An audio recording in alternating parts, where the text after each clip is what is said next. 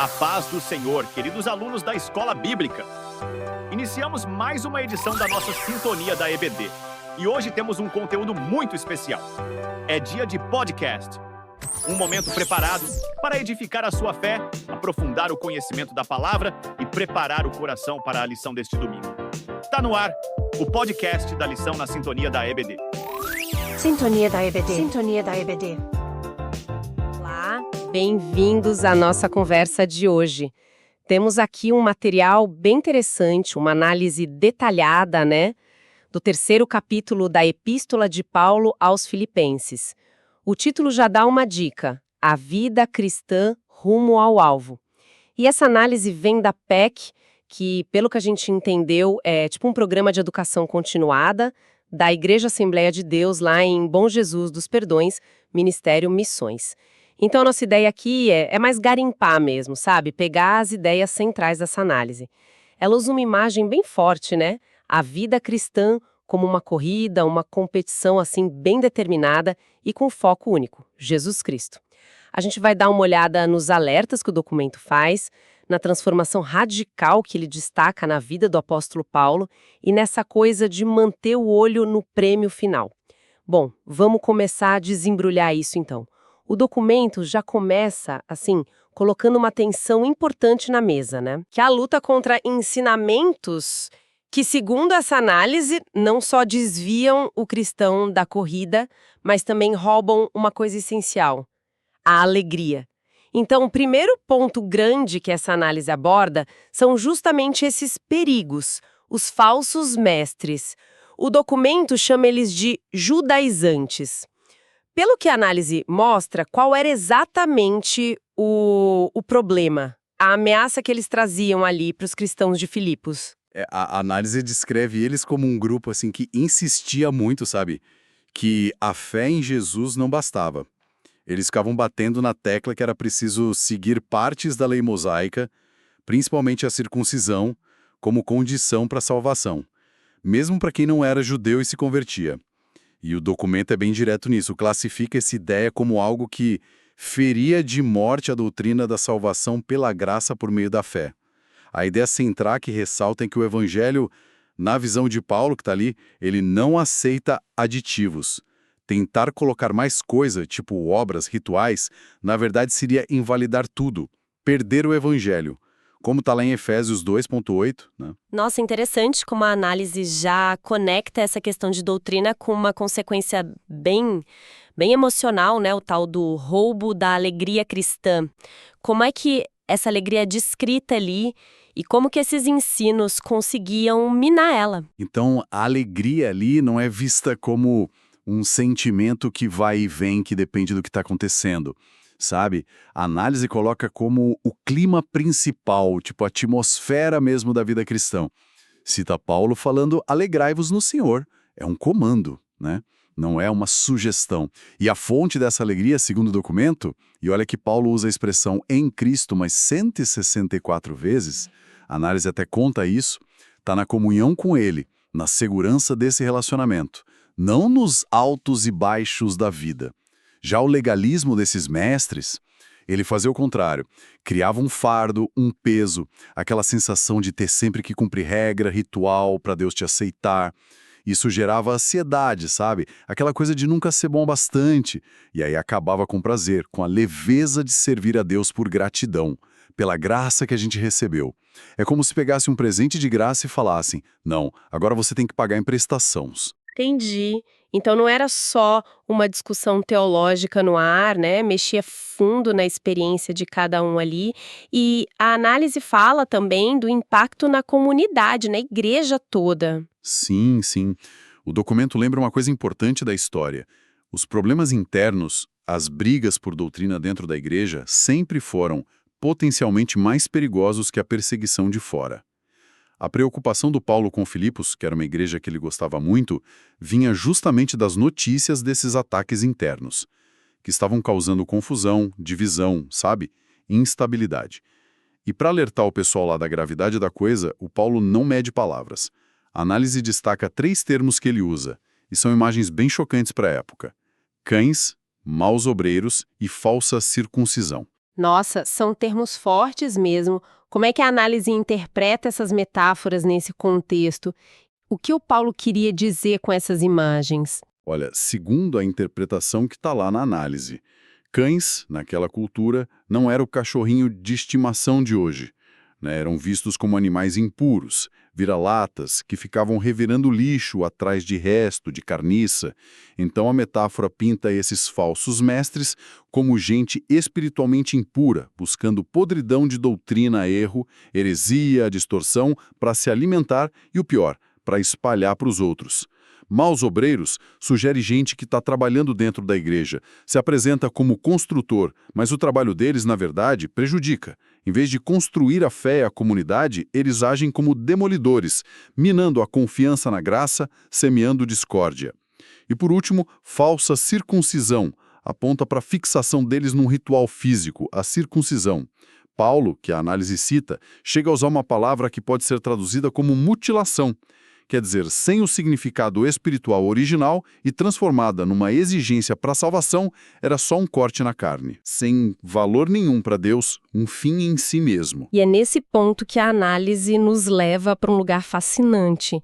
A história do próprio Paulo. Ele começa a listar as credenciais dele, tudo aquilo que, antes de se converter, era motivo de orgulho para ele no judaísmo. Por que ele faz isso? A análise diz que não é por vaidade, certo? Exatamente. O documento argumenta que essa lista não é orgulho, não, é uma estratégia de retórica assim brilhante e muito forte. Paulo está, na verdade, desmontando a base da confiança dos oponentes dele, os judaizantes que se achavam justamente por causa da linhagem, dos rituais, de cumprir a lei. É como se ele dissesse: ah, vocês confiam nessas coisas? Beleza. Se isso aí tivesse algum valor para justificar alguém diante de Deus, eu estava muito na frente de vocês. Ele mostra que tinha todas as medalhas que eles valorizavam tanto, e no nível máximo. E quais são essas credenciais que ele lista e que a análise vai detalhando? A análise vai ponto a ponto ali em Filipenses 3. Primeiro, circuncidado ao 8º dia. Isso provava que ele era judeu de nascimento, né? Dentro da aliança desde o começo, e não um gentil que se converteu depois, o que era considerado mais status. Segundo, da linhagem de Israel, da tribo de Benjamim. Indicava a linhagem pura de uma tribo nobre, descendente da Raquel, a esposa amada de Jacó. Terceiro, hebreu de hebreus, para reforçar a identidade cultural, étnica, totalmente judaica, sem mistura. E talvez a mais importante para a discussão, quanto à lei, fariseu. Isso colocava ele no grupo mais zeloso, mais rigoroso, mais dedicado ao estudo e à prática da lei de Moisés. A análise até lembra que ele foi aluno de Gamaliel, um rabino super respeitado na época. Ou seja, ele tinha o pedigree, a educação, a religião que os oponentes dele prezavam acima de tudo. E a análise ainda coloca uma camada de ironia nisso, né? Destacando o zelo absurdo dele, mas pro lado errado. Com o perseguidor da igreja. Isso mesmo. O documento descreve ele de forma bem viva como o mais cruel e implacável perseguidor da igreja no comecinho. Alguém que viu o cristianismo nascente não como uma nova revelação de Deus, mas como uma heresia perigosa, um câncer que ameaçava a pureza do judaísmo, a identidade de Israel, e que por isso tinha que ser arrancado na marra. Essa perseguição fervorosa, olha que irônico, mostrava uma devoção extrema à lei, às tradições, um zelo pela causa de Deus, mesmo que errado, que talvez nem os oponentes judaizantes dele na época tivessem igual. Ele ia até o fim pelo que acreditava. Mas aí vem a virada total, na estrada para Damasco. O encontro com Cristo ressuscitado muda tudo. Como é que a análise descreve essa reavaliação radical de valores? É uma transformação completa de perspectiva, né? É uma inversão total. Uma mudança de 180 graus na contabilidade da vida dele. Tudo aquilo que antes ele colocava na coluna do lucro, a linhagem impecável, a educação religiosa top, o zelo fanático pela lei, a reputação, foi tudo para a coluna da perda. A análise destaca que Paulo usa uma palavra grega muito forte aqui, que muitas vezes é traduzida como esterco, lixo ou refúgio. Isso mostra o quão sem valor e até nojento tudo aquilo ficou para ele. A experiência da conversão mostrou a real condição espiritual dele. Não um justo por causa da lei, mas um miserável pecador, iludido e orgulhoso, cego espiritualmente apesar de todas as vantagens humanas. Nenhuma credencial da terra, por mais impressionante que fosse, podia se comparar ao valor supremo, à preciosidade de conhecer Cristo Jesus como Senhor e Salvador. A análise fecha essa parte citando aquela pergunta fundamental de Marcos 8,36, pois que adianta ao homem ganhar o mundo inteiro e perder a sua alma. Essa mudança é muito radical. Então, depois dessa reviravolta toda, qual passa a ser o foco principal de Paulo, tanto no presente quanto para o futuro, segundo essa interpretação da análise? O que entra no lugar da confiança na lei e nas obras? O foco vira um só, absoluto. A justificação só pela fé em Cristo Jesus.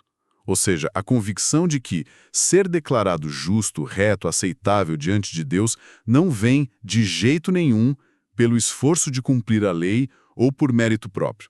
É um presente, recebido unicamente por meio da fé em Cristo Jesus. A análise explica que, na teologia de Paulo apresentada ali, a lei de Moisés teve um papel importante, sim, mas foi algo temporário, preparatório, para mostrar o pecado, criar a consciência de pecado na gente e mostrar que a gente não consegue atingir o padrão de Deus por esforço próprio. Assim, a lei apontava para a necessidade de um Salvador, de alguém que fizesse o que a gente não podia fazer. É interessante que a análise faz um alerta também, citando o comentarista da lição, contra o que ele vê como tendências hoje de rejudaizar a igreja. Isso seria, nessa visão, tentar trazer de volta rituais, festas, práticas lá do Antigo Testamento, como se fossem necessárias ou completassem a vida cristã hoje, o que acabaria diminuindo a suficiência do sacrifício de Cristo. Isso leva a gente para aquela imagem poderosa que Paulo usa logo depois, a da corrida. Como essa analogia se liga com esse novo foco na fé e no conhecimento de Cristo? Sim, essa é uma metáfora central em Filipenses 3 e a análise explora ela bem. A vida cristã é comparada não a um passeio no parque, mas a uma corrida intensa, sabe? Tipo atleta de elite nos jogos da antiguidade. O verbo grego que Paulo usa, traduzido como prossigo, é descrito na análise como tendo a ideia de um caçador perseguindo a presa com vontade, com concentração total, energia, sem tirar o olho, e a disciplina dessa corrida espiritual, segundo a análise, tem regras claras. Primeiro, não olhar para trás. Isso quer dizer não ficar preso nos erros, nos fracassos do passado, mas também não se acomodar nas vitórias, nas conquistas passadas. Olhar para trás faz perder velocidade e principalmente o foco no que está na frente. Segundo, não se distrair com a torcida na arquibancada, sejam os críticos tentando desanimar, sejam os fãs que podem levar a gente a relaxar. O foco do atleta tem que ser total na linha de chegada, no prêmio que espera por ele. E o que é exatamente esse prêmio? Qual é o alvo final dessa corrida incansável que a análise descreve? O prêmio, sem dúvida nenhuma, segundo a análise, é o próprio Cristo. Ele não é só a maior meta entre outras, ele é apresentado como a única meta da vida cristã. O objetivo maior não é chegar num certo nível de santidade por esforço próprio, nem ganhar recompensa material ou reconhecimento humano. É conhecer Cristo, alcançar um profundo e íntimo conhecimento de Cristo e do poder da ressurreição dele. Essa corrida, essa busca sem parar, como está descrito no documento, não acaba aqui, nessa vida. Ela termina na glória, no encontro cara a cara com Cristo na volta dele, na consumação de tudo. E essa perspectiva do futuro, da volta de Cristo, parece ser fundamental. O documento fala de uma transformação futura ligada a essa esperança, não é? Exatamente. A esperança da ressurreição, da glorificação final, é um motor potente nessa corrida. A análise compara o nosso estado atual, chamando o nosso corpo de humilhação, esse corpo físico que fica fraco, doente, envelhece e um dia morre, com o futuro prometido. A promessa da Bíblia, que eles ressaltam aqui, é que na vinda de Cristo, seja pelo arrebatamento de quem está vivo, seja pela ressurreição de quem morreu crendo, esse corpo limitado vai ser transformado. Ele vai virar um corpo glorioso, parecido com o corpo ressuscitado e glorificado do próprio Cristo. Essa esperança, argumenta a análise, reforça uma identidade-chave do crente, a de fazer parte de um povo que pertence ao outro mundo, cuja cidadania verdadeira não é daqui da terra, mas é celestial. E essa consciência da cidadania lá do céu deve então moldar radicalmente o jeito de viver, os valores, as prioridades, enquanto a gente ainda está aqui na terra. A análise fecha essa parte com uma expressão em aramaico cheia de desejo por esse ponto final da história. Maranata, ora vem, Senhor Jesus. Para a gente amarrar toda essa exposição do capítulo 3 de Filipenses, a análise propõe uns objetivos práticos, umas aplicações diretas para quem está lendo. Quais são esses pontos? O documento resume a aplicação prática em 3 objetivos principais. Primeiro, esclarecer o sentido real da alegria em Jesus. É um chamado para entender e viver a alegria cristã não como algo que depende do que acontece fora, bom ou ruim, mas como algo teológico, firmado em quem Jesus é, no que ele fez, na segurança eterna que ele dá. É uma alegria que continua apesar das dificuldades. Segundo, um chamado para resistir mesmo, sabe? A ensinos contrários que minam essa alegria e o evangelho da graça. Isso significa identificar e rejeitar o legalismo, seja o antigo dos judaizantes, seja em formas mais modernas que tentam botar exigências humanas na salvação de graça. É um chamado para ficar de olho na doutrina, contra os cães, os maus obreiros, a falsa circuncisão de qualquer época.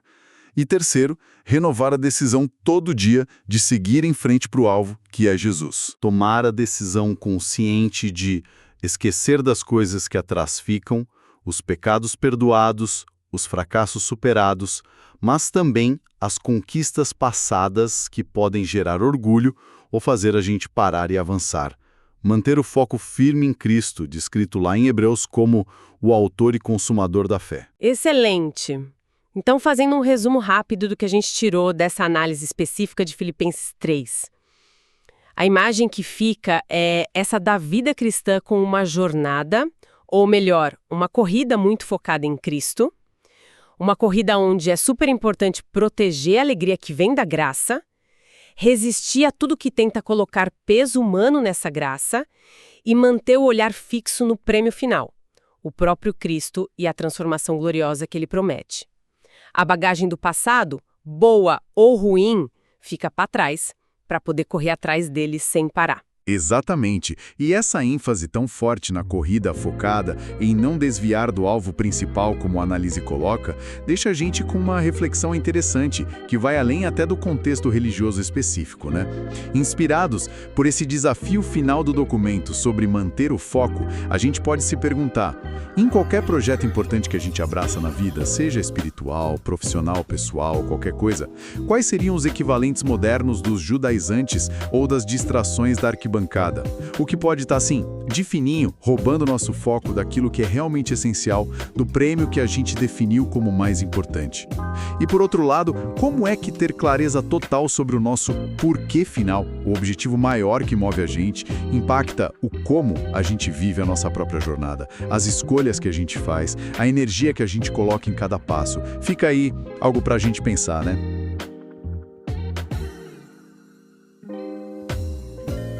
Atenção, irmãos! Chegamos a um momento muito especial. Vamos adorar ao Senhor com um louvor preparado especialmente para esta ocasião.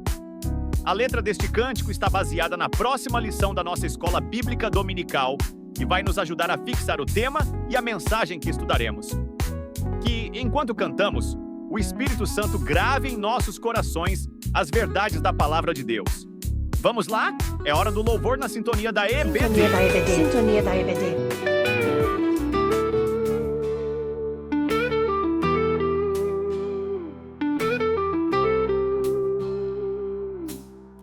Deixei pra trás o que era meu, tudo entreguei ao teu querer.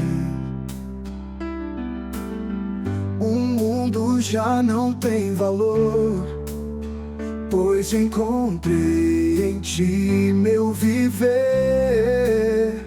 Prossigo para o alvo, não vou parar.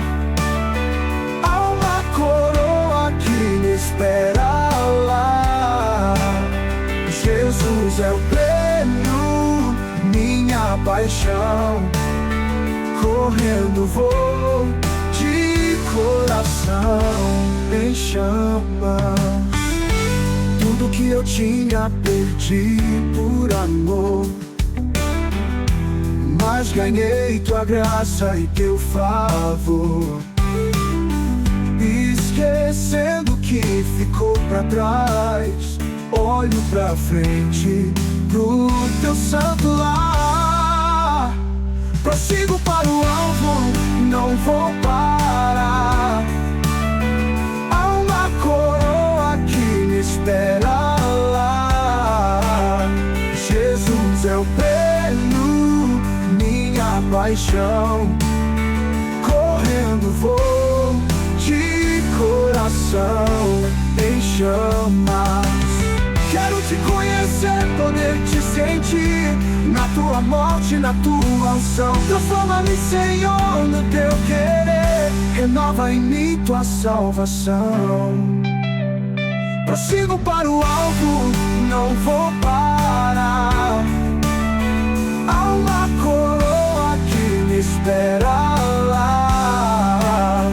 Jesus é o prêmio, minha paixão.